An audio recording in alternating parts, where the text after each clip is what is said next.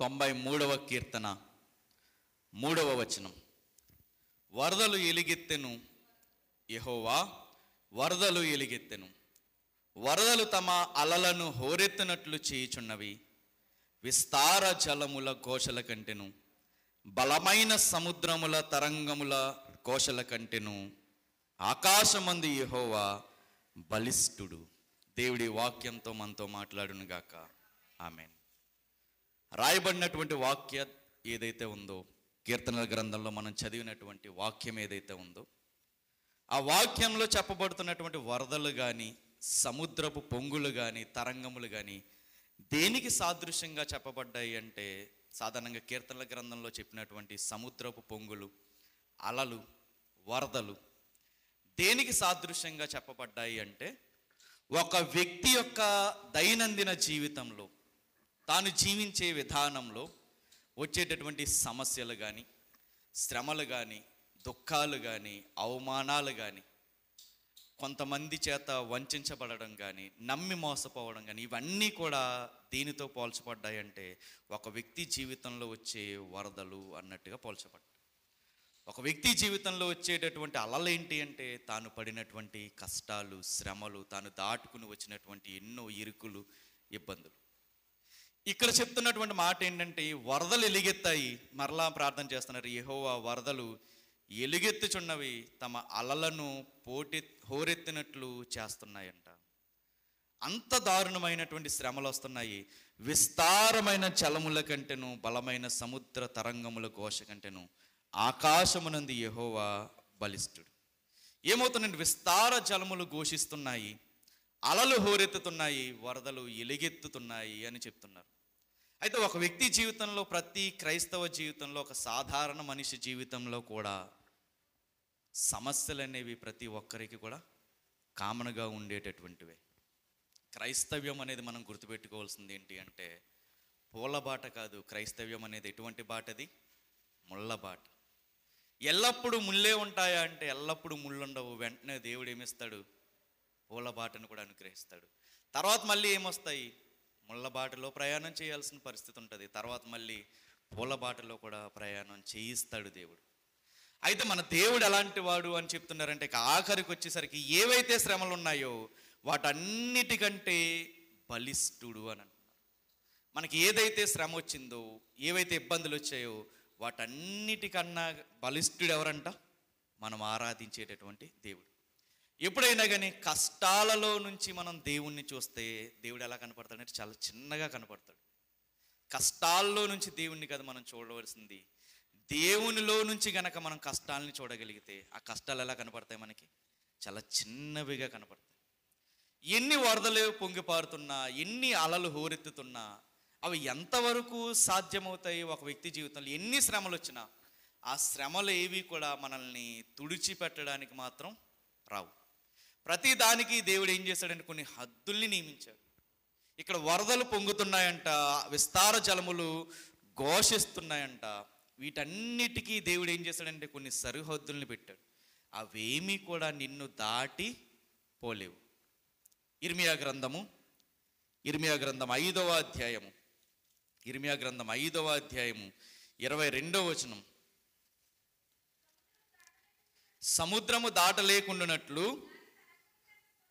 దాని తరంగములు పొర్లినను, అవి ప్రబలలేకను, ఎంత ఘోషించినను దాని దాటలేకయు ఉండునట్లును, నిత్య నిర్ణయము చేత దానికి ఇసుకను సరిహద్దుగా నియమించిన నాకు మీరు భయపడరా? ఇక్కడ చెప్పబడుతున్న మాట ఏంటంటే, సముద్రము దాటలేకుండా ఉండడానికి దేవుడు ఏం చేశాడు? ఒక సరిహద్దును పెట్టాడు. తరంగములు ఎంత పొర్లినా అవి ప్రబల లేకుండా ఉండేటట్టు ఏం చేశాడు దేవుడు? సరిహద్దును పెట్టాడు. ఎంత ఘోషించినా అవి దాటకుండా ఉండేటట్టు ఏం చేశాడు దేవుడు? సరిహద్దుల్ని నియమించాడు. ఈరోజు మన జీవితాల్లో మనల్ని ఏలుబడి చేస్తున్న ఏ ఇబ్బంది అయినా, ఏ కష్టమైనా కానీ మనల్ని దాటిపోకుండా దేవుడు ఏం చేశాడు? మన జీవితంలో ఒక సరిహద్దుని దేవుడు నియమించాడు. అలలు హోరెత్తుతున్నా, మన జీవితంలో బాధలు విస్తరిస్తున్నా దేవుడు అవేమీ కూడా దాటిపోకుండా మన జీవితంలో ఏం చేశాడంటే వాటికి సరిహద్దుని నియమించాడు.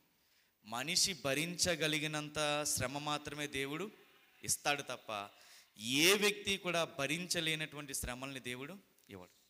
ఎవరైతే భరిస్తారో అంతవరకు మాత్రమే దేవుడు శ్రమనిస్తాడు. ఇప్పుడు ఒక తండ్రి ఉన్నాడు, తప్పు చేశాడని తెలిసింది, కొడుకు తప్పు చేశాడని తెలిసింది, కోపంగా వస్తాడు. కోపంగా వచ్చి గట్టిగా కొడదామని చెయ్యెత్తుతాడు. కానీ గట్టిగా కొడతాడా? నువ్వు నా చేతిలో అయిపోయారు, నువ్వు నా చేతిలో చచ్చేవారా అంటారా అన్నమా? నిజం చెప్పండి, మనం నిజంగా చంపేటట్టు కొట్టేయగలమా? ఎంత కొడతాము? వాడు ఎంతైతే దెబ్బ భరించగలడో అంత దెబ్బను మాత్రమే వేస్తాడు తప్ప ఎవ్వరూ కూడా తన బిడ్డని చంపేటట్టుగా చచ్చేటట్టుగా ఎవరు కూడా కొట్టరు.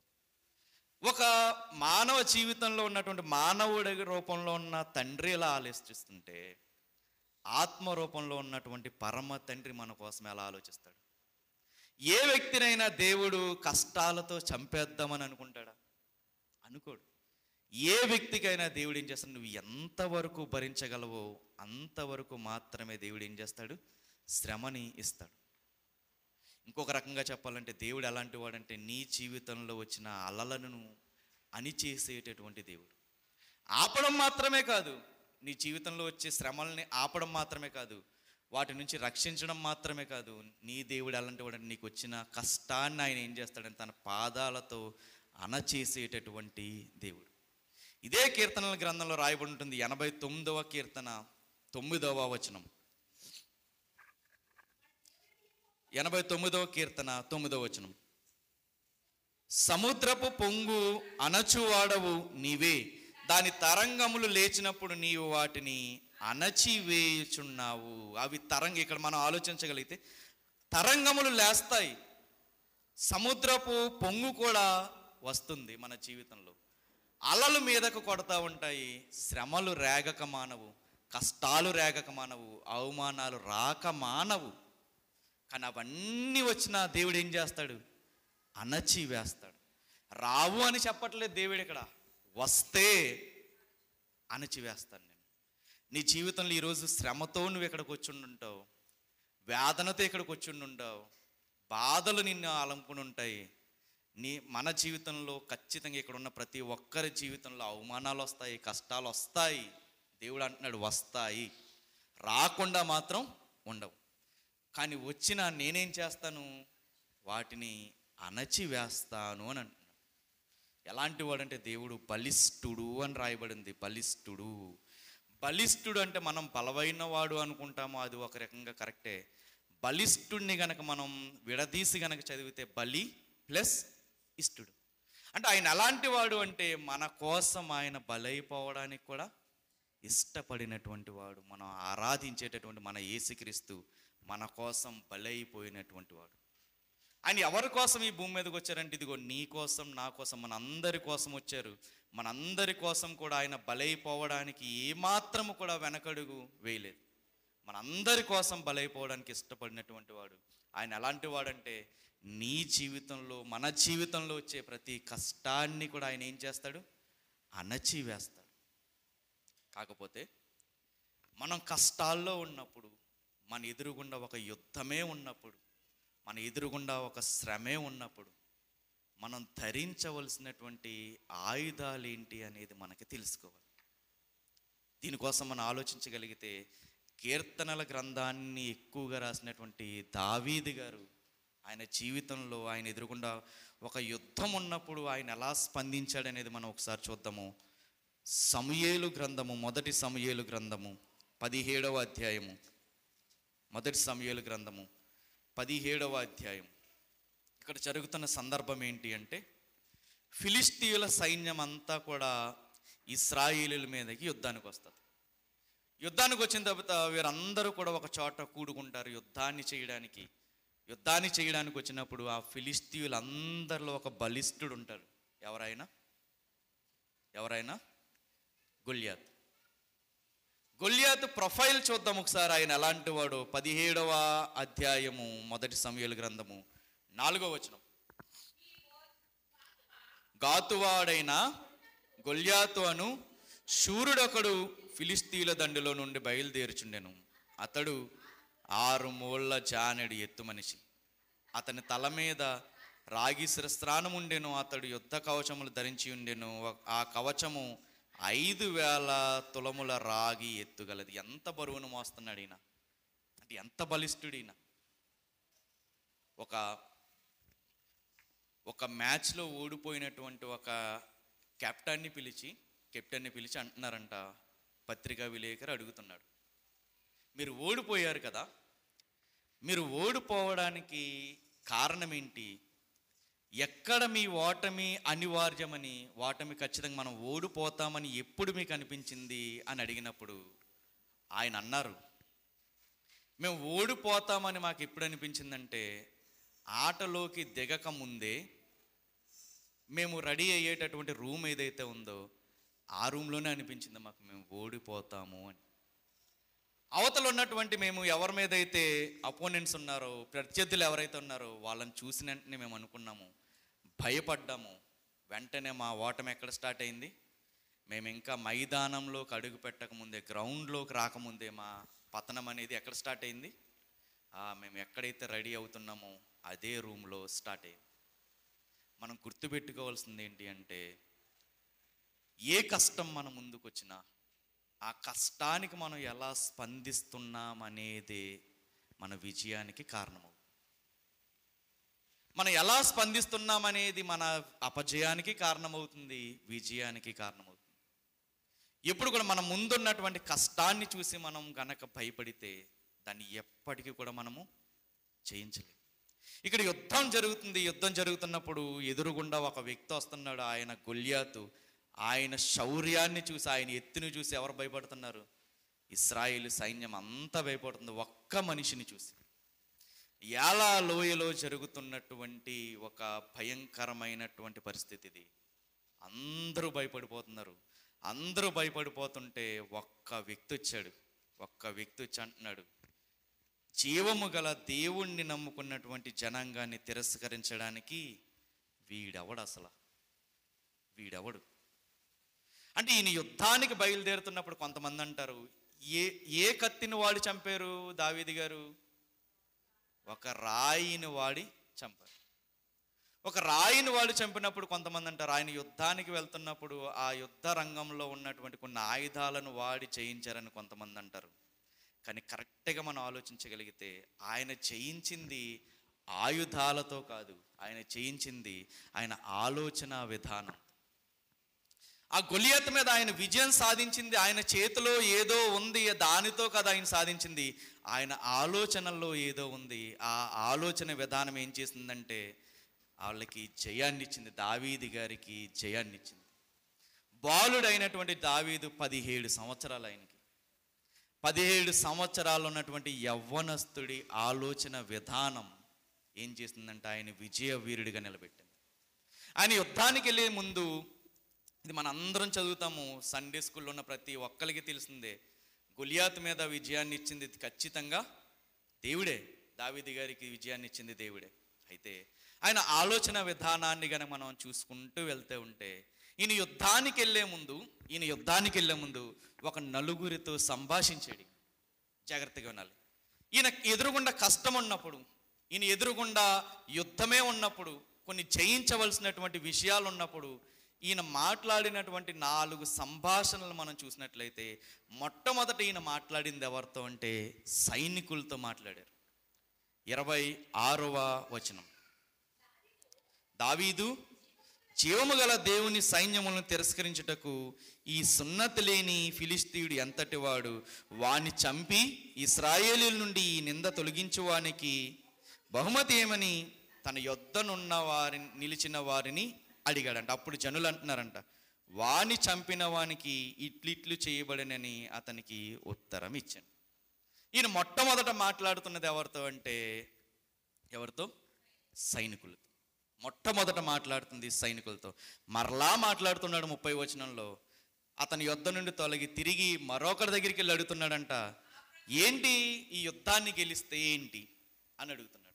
ఈయన మొట్టమొదట మాట్లాడింది ఏంటి అంటే సైనికులతో మాట్లాడుతున్నారు. జాగ్రత్తగా మనం ఆలోచిద్దాము. సైనికులేమో ఏం ఆలోచిస్తున్నారు? అయ్యో బాబు, ఆడు ఎంత హైట్ ఉన్నాడు, ఆడు ఎంత బలార్జుడు, వాడిని మనం జయించగలమా అని ఎదురుగున్న కష్టాన్ని చూసి భయపడి అందులో ఉన్నటువంటి విషయాలనే ఆలోచిస్తున్నారు తప్ప ఎవ్వరూ కూడా తర్వాత జరగబోయేదాన్ని ఆలోచించట్లా. గొల్యాతు గురించే మాట్లాడుతున్నాడు, ఎవ్వడు అడిగినా గొల్యాతు గురించే మాట్లాడుతున్నాడు. 25వ వచనం చూద్దాం ఒకసారి. ఇశ్రాయేలీల్లో ఒకడు అంటున్నాడంట, వచ్చిచున్న ఆ మనిషిని చూచితిరే, నిజముగా ఇశ్రాయేలీయులు నన్ను తిరస్కరించుటకే వాడు బయలుదేరుచున్నాడు. వానిని చంపిన వానికి రాజు బహుగా ఐశ్వర్యము కలగజేసి తన కుమార్తెనిచ్చి పెండ్లి చేసి వాని తండ్రి ఇంటి వారిని ఇశ్రాయేలీయుల్లో స్వతంత్రులుగా చేయుననగా. అందరూ మాట్లాడుతున్నారు ఏమని? ఎదురుగుండా వస్తున్నాడు, చూస్తున్నాం కదా, ఆడు ఎందుకు వస్తున్నాడంటే మనల్ని చంపడానికి. ఎంతమందిని చంపేశాడు, అసలు అతని కత్తి ఎంత పొడుగుందో చూసావా అని మాట్లాడుకుంటున్నారు. ఎవరు వీళ్ళు? సైనికులు. సైనికులేమో ఎదురుగుండా ఉన్న కష్టాన్ని చూసి భయపడి మాట్లాడుతుంటే చూడండి, దావీదు గారు ఏం మాట్లాడుతున్నారు? వాడిని చంపితే నాకు వచ్చేది ఏంటి అంటే, దాన్ని జయిస్తే వచ్చే బహుమానాన్ని ఏం చేస్తున్నారు? ఆలోచిస్తున్నారు.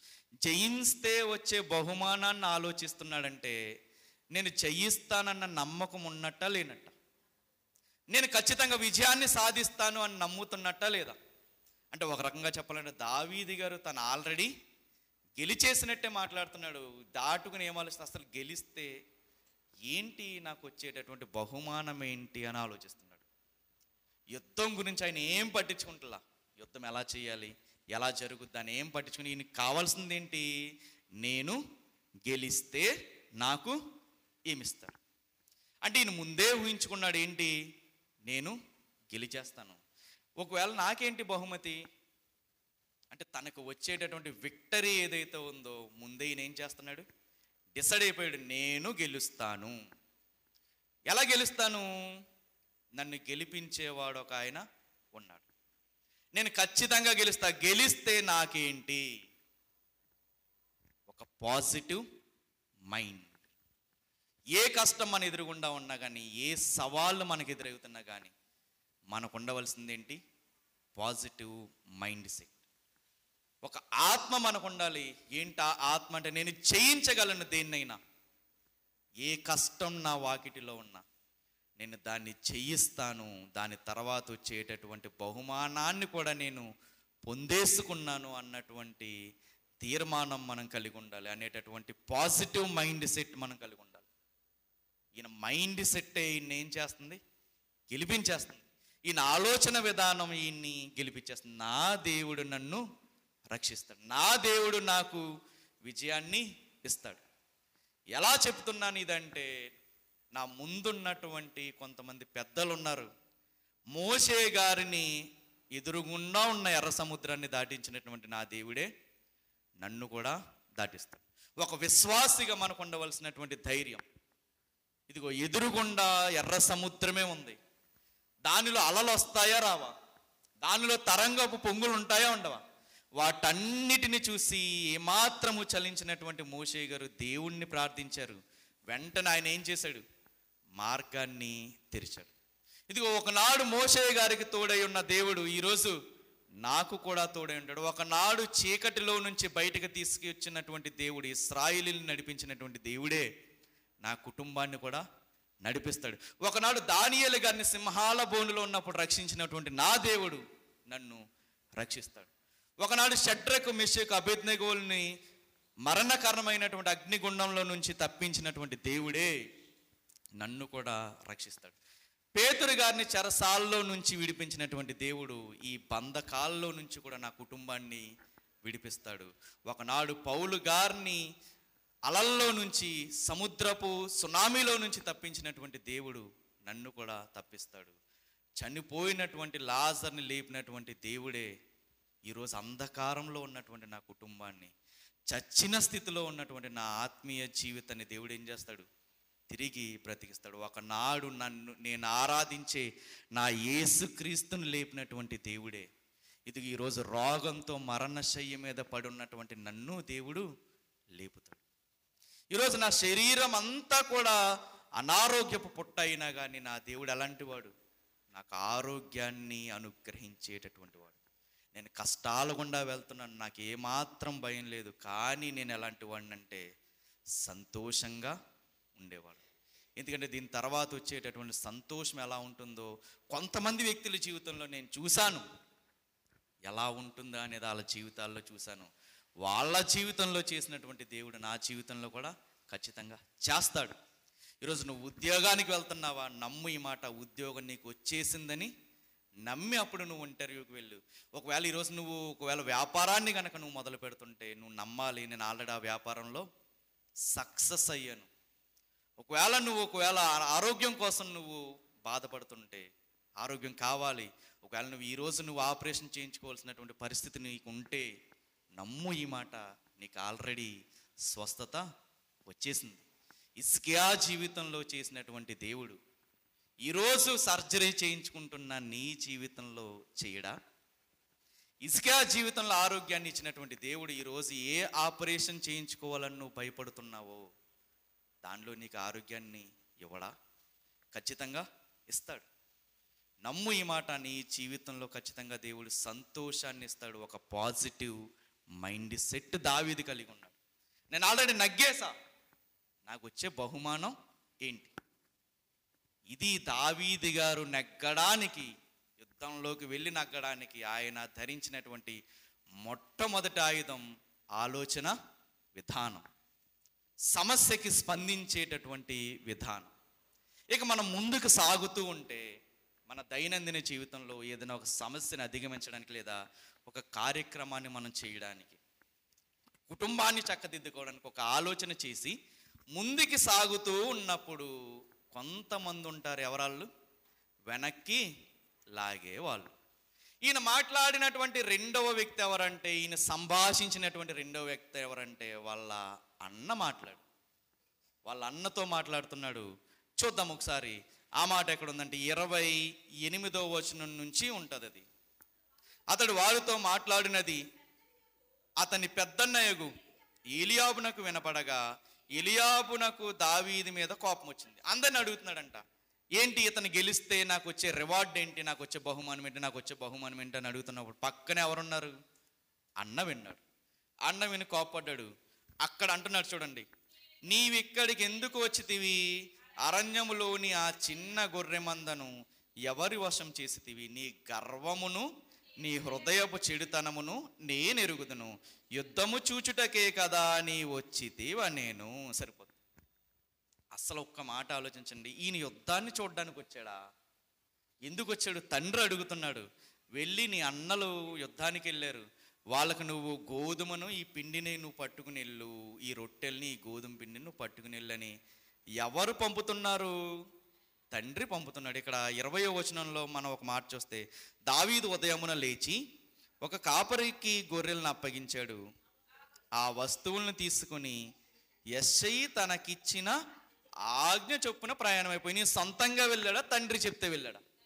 తండ్రి చెప్తే వెళ్ళాడు. గొర్రెల మందను ఎవరు వశం చేసేసావా అని అడుగుతున్నాడు. బాధ్యతగా గొర్రెల మందను ఇంకొకరికి అప్పగించాడా? లేదైనా అప్పగించాడు. కానీ ఇక్కడ సొంత అన్న అంటున్న మాట, నీ హృదయపు చెడుతనము నేను ఎరుగుతాను. తండ్రి ఆజ్ఞతో బయలుదేరుతుంటే చూడండి ఎటువంటి మాటలు మాట్లాడుతున్నాడు,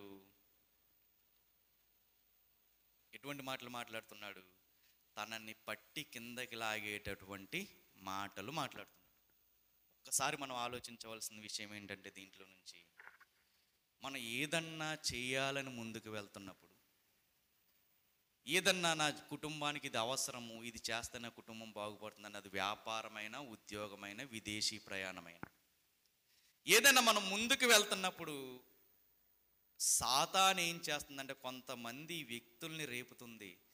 ఎవరిని రేపుతుందంటే నిన్ను నిరుత్సాహపరిచి నిన్ను నీరు గార్చేటటువంటి వ్యక్తుల్ని ఎవరు లేపుతారు? సాతాను లేపుతుంది. ఇంకొక విషయం, ఇక నీరు గార్చేటటువంటి ఎవడో బయటవాడా ఇంట్లోవాడా? సొంత అన్న నీరు గారుస్తున్నాడు. ఎవ్వరో ఉండరు మనల్ని నెగిటివ్గా మాట్లాడి మన కిందకి లాగేవాళ్ళు. ఎక్కడుంటారు? మన దగ్గరలోనే ఉంటారు, మనల్ని నిరుత్సాహపరిచేవాళ్ళు. ఎవరితో పడితే వాళ్ళకి నీ ఆలోచనలు నువ్వు పంచుకోకు. నీ ఆలోచనలను పంచుకునే వాళ్ళు ఎలా ఉండాలంటే నీ ఆత్మీయులు అయి ఉండాలి. ఆత్మీయులు అంటే ఎవరంటే ఆత్మలో కట్టబడుతున్నటువంటి వారు. సెలెక్టివ్ అంటే ఎవరితో పడితే వాళ్ళతో నువ్వు నీ ఆలోచనల్ని పంచుకో. ఎవ్వరి మాటలు నువ్వు వినొద్దు, ఎవరిది సలహాలు నువ్వు తీసుకోవద్దు, ఎవరితోనూ కూడా నీ ఆలోచనల్ని నువ్వు పంచుకో. ఎందుకంటే మన చుట్టూ ఉన్న కొంతమంది అలాంటి వారు నెగిటివ్ మైండ్ సెట్ ఉన్నవారు. ఇక్కడ సొంత అన్న చూడండి, ఇక్కడ మనం ఆలోచిస్తే దావీదు గారు నలుగురితో మాట్లాడారు అన్నాం కదా. నలుగురితో మాట్లాడినప్పుడు చాలా తక్కువ మాట్లాడింది ఎవరితో? వీళ్ళతోనే. చూడండి ఏం మాట్లాడుతున్నాడు. అంత మాట అన్న తర్వాత ఈయన ఏమంటున్నాడు చూడండి, నేనేమి చేసి తిని మాట మాత్రం పలికితినని చెప్పి అతని యొద్ద నుండి తొలగిపోయాడు. అంటే ఏం చేయాలి? మనల్ని నెగిటివ్ మైండ్ సెట్ ఉన్న వాళ్ళతో మనం ఎలా ఉండాలి? దూరంగా ఉండడం మన కుటుంబానికి మంచిది. చూడండి ఎక్కువసేపు మాట్లాడాలని నేను ఏం చేశాను, మాట మాత్రం పలికాను. చూడండి నిరూపించుకునే పని చేయట్లా. నేను ఇంకో తండ్రి పంపితే వచ్చాను, నేను వచ్చిన విధానం వేరు, నేను వచ్చిన ఆలోచన విధానం వేరు. మనం కూడా ఒకవేళ నువ్వు ఎవరికో మంచి చేయాలనుకున్నావు, అది వాళ్ళకి అర్థం కాలేదు, నిన్ను చెడుగా చూస్తున్నారు, నీ గురించి చెడు అనుకుంటున్నారు, నువ్వు ఎంతో మంచి ఆశించి చెప్పావు, కానీ నువ్వేదో స్వార్థంతో చెప్తున్న వాళ్ళు అనుకుని నీ కోసం చెడ్డ సాక్ష్యం పలుకుతున్నప్పుడు లేదా చెడ్డగా అనుకుని నీతో మాట్లాడుతున్నప్పుడు వాళ్ళతో మనం నిరూపించుకోవాల్సిన అవసరం లేదు. ఎవరు సమాధానం ఇస్తారంటే కాలమే సమాధానం ఇస్తుంది. ఈరోజు నిన్ను ఎవరన్నా అర్థం చేసుకోకపోతుంటే నీ మంచితనాన్ని, నువ్వు చేయాలనుకుంటున్నటువంటి సహాయాన్ని, నీ కుటుంబంలో నువ్వు చేయాలనుకుంటున్నటువంటి సహాయాన్ని నీ సొంత వాళ్ళే నిన్ను అర్థం చేసుకోకపోతే ఏమాత్రం భయపడొద్దు. వాళ్ళకి నువ్వు ఎలా ఉండాలి? దూరంగా ఉండాలి. నువ్వు చేయాల్సిన పని నువ్వు చేసుకుంటూ వెళ్ళిపో, నువ్వు చేయాల్సిన మేలు నువ్వు చేసుకుంటా వెళ్ళిపో. ఎవడో ఏదో అంటున్నాడు కదా అని వాళ్ళతో మనం ప్రతి ఒక్కడికి కూడా మనం ఎక్స్ప్లెనేషన్, మనం సంజాయిషి ఇచ్చుకుంటూ వెళ్ళిపోతాయి. మన జీవితం ఇంక దేంతో సరిపోద్ది? ప్రతి ఒక్కడికి సంజాయిషి ఇచ్చుకోవడంతోనే సరిపోద్ది. దావీదు గారి మైండ్లో ఉన్నది వేరు. నేను ఎలాగన్నా కొట్టాలి, వాడిని నేను ఎలాగన్నా జయించాలి. ఇప్పుడు వీడి దగ్గరుండి నేను టైం వేస్ట్ చేసుకుంటుంటే నా మైండ్ అంతా ఏమైపోద్ది? మొత్తం మైండ్ అంతా ఖరాబ్ అయిపోద్ది. నేను చేయాలనుకున్నటువంటి యుద్ధాన్ని చేయలేదు. కొంతమంది వ్యక్తులు నీ ఆలోచనలతో మాట్లాడడానికి అర్హత లేని వాళ్ళు. అలాంటి వాళ్ళకి నువ్వు ఎలా ఉండాలి? దూరంగా ఉండాలి. వాళ్ళు నీతో మాట్లాడడానికి అర్హత లేని వాళ్ళతో పంచాయతీలు పెట్టుకుని ఉంటే ఎవరి టైం వేస్ట్ అవుద్ది? మన టైమే వేస్ట్ అవుద్ది. మన విజయం ఏమవుతుందంటే లేట్ అవుద్ది. చూడండి ఏమాత్రం టైం వేస్ట్ చేయలేదు. ఈయన ఏం చేశాడు? అక్కడి నుంచి తొలగిపోయాడు. తొలగిపోయిన తర్వాత ఒక నెగిటివ్ మైండ్ సెట్ ఉన్నటువంటి వ్యక్తి నుంచి ఈయన ఏమయ్యాడు? తొలగిపోయాడు. తొలగిపోయి వెంటనే ఎక్కడికి వచ్చాడంటే ఇంకొకరిని అడుగుతున్నాడు, ఏంటి బహుమానం ఏంటి అని అడుగుతున్నాడు. అయిపోయింది.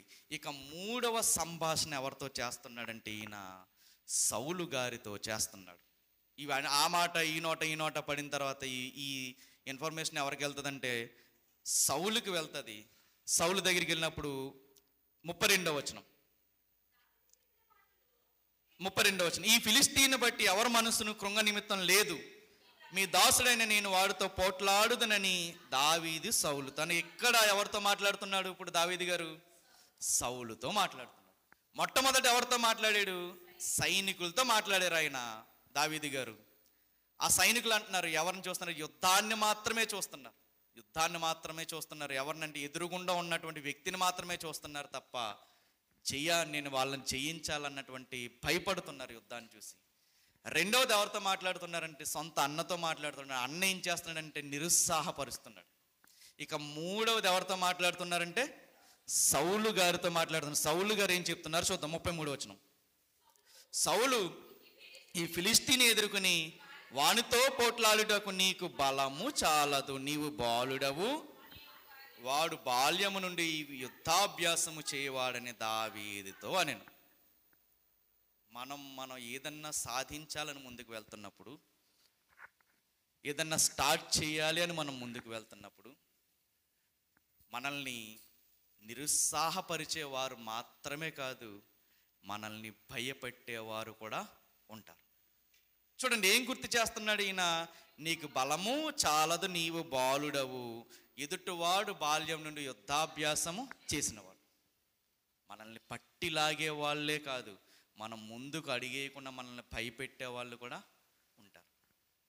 ఏది సాధించాలనుకున్నా కానీ కొన్ని రకాల మనుషులు ఉంటారు. నెగిటివ్గా మాట్లాడేవారు ఒకళ్ళు అయితే, భయపెట్టి కనీసం ముందడుగు వేయకుండా చేసేవాళ్ళు కూడా ఉంటారు.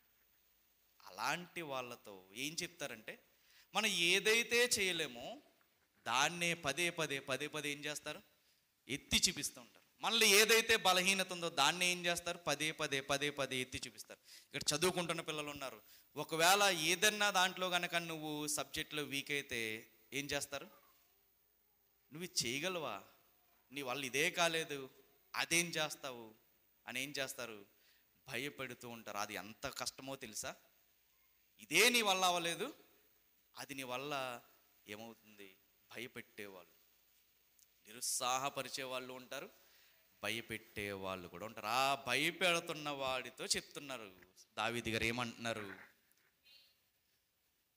అందుకు దావీదు సౌలుతో ఇట్లా, నేను 34వ వచనం, మీ దాసుడిని నేను నా తండ్రి వద్ద గొర్రెలు కాచుచుండగా సింహమును ఎలుగుబంటి వచ్చి మందలో నుండి ఒక గొర్రె పిల్లని ఎత్తుకుని పోయింది. అప్పుడు నేనేం చేశానంటే దాన్ని తరిమాను, దాని నోట నుంచి గొర్రె పిల్లను విడిపించాను.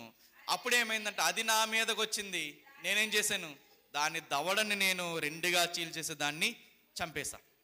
మర్నాడు ఎవరు వచ్చారు, ఎలుగుబంటి ఒకటి వచ్చింది, ఎలుగుబంటిని కూడా నేను ఏం చేశాను, చీల్చేశాను. తను చెప్తున్నటువంటి మాట, నిన్నెవరైనా కానీ భయపెడుతుంటే ఒక్కసారి నీ జీవితంలో నువ్వు చేయలేనటువంటి కొన్ని పనుల్ని దేవుడు నీ చేత జరిగించి ఉంటాడు కదా, వాటిని ఒక్కసారి నువ్వు గుర్తు చేసుకో. వాటి మీదే విజయాన్ని ఇచ్చినటువంటి దేవుడు ఈరోజు నీ ఎదురుగుండా ఉన్నటువంటి కష్టం ముందు విజయాన్ని ఇవ్వడంటారా, ఖచ్చితంగా ఇస్తాడు. ఇది సౌలు గారు మాట్లాడుతున్నటువంటి సంభాషణ దావీదు గారితో భయపెడుతున్నాడు. ఇక 4వ సంభాషణ ఎవరితో అంటే, డైరెక్ట్ ఎవడైతే ఉన్నాడో వాడితోనే సంభాషణ. ఎవడాడు, గొలియాత్తో మాట్లాడుతున్నాడు. ఏమంటున్నాడంటే, ఏంటి నువ్వు కర్రట్టుకుని వస్తున్నావు నన్ను కొట్టడానికి, కర్రట్టుకుని వస్తున్నావు, నేనేమన్నా కుక్కను అనుకున్నావా అని వాళ్ళ దేవతల పేరట ఏం చేశాడు, శపించి ఏమంటున్నాడంటే 44వ వచనం, నా దగ్గరికి రా, నీ మాంసమును ఆకాశ పక్షులకును భూమృగములకును ఇచ్చివేతనని ఫిలిష్తీయుడు దావీదుతో అన్నాడు. దావీదు, నీవు కత్తియు ఈటయు బల్లెమును ధరించుకుని నా మీదకు వచ్చుచున్నావు, అయితే నీవు తిరస్కరించిన ఇశ్రాయేలు సైన్యములకు అధిపతి యెహోవా పేరిట నేను నీ మీదకి వచ్చుచున్నాను. ఎవరికి అప్పగించేసాడు ఈ యుద్ధాన్ని, దేవుడికి విడిచిపెట్టేసిన తర్వాత చూడండి, ఒక్క విషయం చూడండి, ఏ వ్యక్తినైనా మనం గట్టిగా కొట్టాలంటే, ఏదైనా రాయిచుకుని గట్టిగా కొట్టాలంటే కరెక్ట్గా మనం ఎంత హైట్ ఉన్నామో అంతే హైట్తో విసిరితేనే గట్టిగా తగులుద్ది. ఒకసారి చూద్దాము, ఈయన ఎంత హైట్ ఉన్నాడు, 6 మూరల ఎత్తున్నాడు.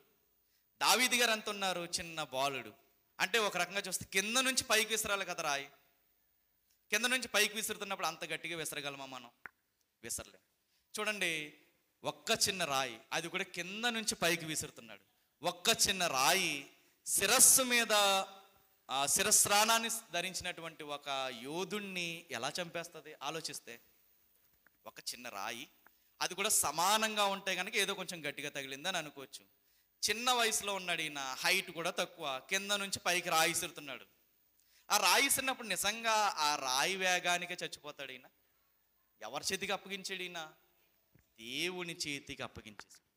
ఈయన ధరించినటువంటి ఆయుధం ఏంటి అంటే, దేవుడే యుద్ధాన్ని జరిగిస్తాడు. ఏ వ్యక్తి అయితే అన్నాడో నిన్ను నేను భూమృగాలకి పక్షులకి వేసేస్తానన్నాడో, ఈయన కూడా అదే అంటున్నాడు, ఆ కళేబరాలని మృగాలకి ఆకాశ పక్షులకి నేను వేసేస్తాను అని అంటున్నాడు. అన్న తర్వాత యుద్ధము యెహోవాదే అని యుద్ధంలోకి దిగాడు. వెంటనే ఏం చేశాడు, ఒకే ఒక్క దెబ్బకి అంత పెద్ద ఫిలిస్తీయుడు ఏమయ్యాడు, చచ్చిపోయాడు. ఇక్కడ రాయి చంపేయలేదు, రాయి చంపలేదు. ఎవరు చంపారంటే, యుద్ధానికి వెళ్ళే ముందు తనకున్నటువంటి ఆలోచన విధానం. నా దేవుడు నాకు ఖచ్చితంగా విజయాన్ని ఇస్తాడు అన్నటువంటి నమ్మకం, పాజిటివ్ మైండ్ సెట్. రెండవది, ఈయన నగ్గడానికి కారణం ఏంటంటే ఈయన ఎవరి దగ్గర నుంచి వెంటనే తొలగిపోయాడు? నెగిటివ్గా మాట్లాడి తనని నిరుత్సాహపరిచే వాళ్ళకి దూరంగా వెళ్ళిపోయాడు. మూడవది, ఎవరైతే భయపడుతున్నారో వాళ్ళకి సమాధానం చెప్తున్నాడు. ఒకప్పుడు నేను ఏం చేయలేని వాడని, నా చేత దేవుడు సింహాన్ని ఎలుగుబంటిని చంపించాడు, ఇప్పుడు కూడా నాకు వాడిని నా చేతికి దేవుడు అప్పగిస్తాడు. భయపెట్టేవాడితో దావీదు గారు మాట్లాడుతున్నారు. నేను చేయగలను, చేయించేవాడు ఎవరు?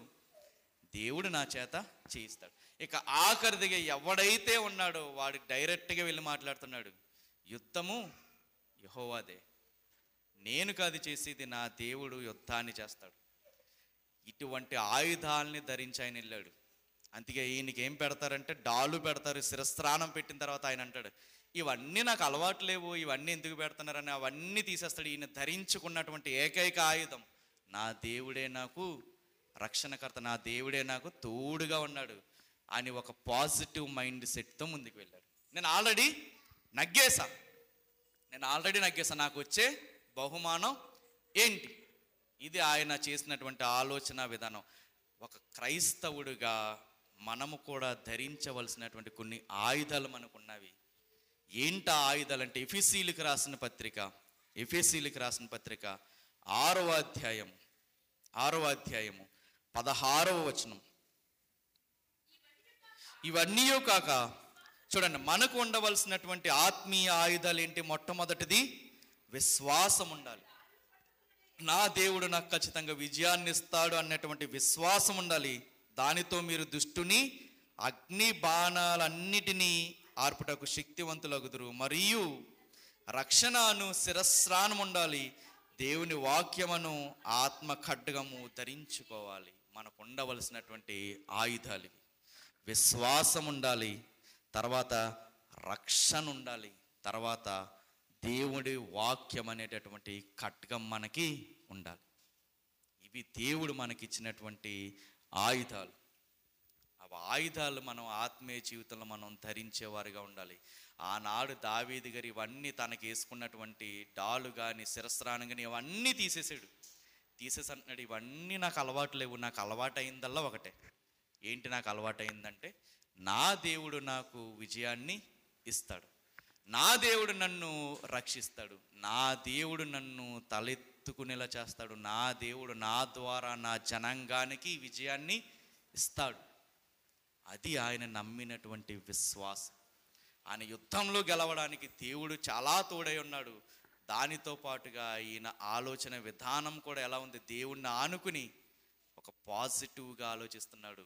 ఆఖరికి ఏమైంది? యుద్ధంలో విజయాన్ని సాధించగలిగాడు. ఇది దావీదు గారు చేసినటువంటి ఆలోచన విధానం. ఈరోజు ఏ సమస్య మన ముందున్నా, ఏ అనారోగ్యం మన ముందున్నా, ఏ బాధ మన ముందున్నా, ఏ సవాళ్ళు మన ముందున్నా, మనం వాటిని ఎలా ఎదిరిస్తున్నామన్నది, దానికోసం ఎలా ఆలోచిస్తున్నామన్న మన ఆలోచన విధానమే మన విజయానికి కారణమవుతుంది. తప్పుగా కనుక మనం ఆలోచిస్తూ ఉంటే అదే ఆలోచన విధానం మన పరాజయానికి కూడా కారణమవుతుంది. కాబట్టి మనం ఏ సమస్య మన ముందున్నా, ఏ కష్టం మన ముందున్నా, అలలు ఎగిసి పడుతున్నా, సముద్ర తరంగాలు పోటెత్తుతున్నా, ఘోషిస్తున్నా, వాటన్నిటిని అణిచేసేటటువంటి దేవుడు మనకున్నాడు. ఆయన మన మీద వస్తున్నటువంటి ప్రతి అలజడిని కూడా ఆయన ఏం చేస్తాడు? అణచివేస్తాడు. దేవుడు అట్టి కృప, అట్టి ధన్యత మనందరి జీవితంలో అనుగ్రహించును గాక. ఆమేన్.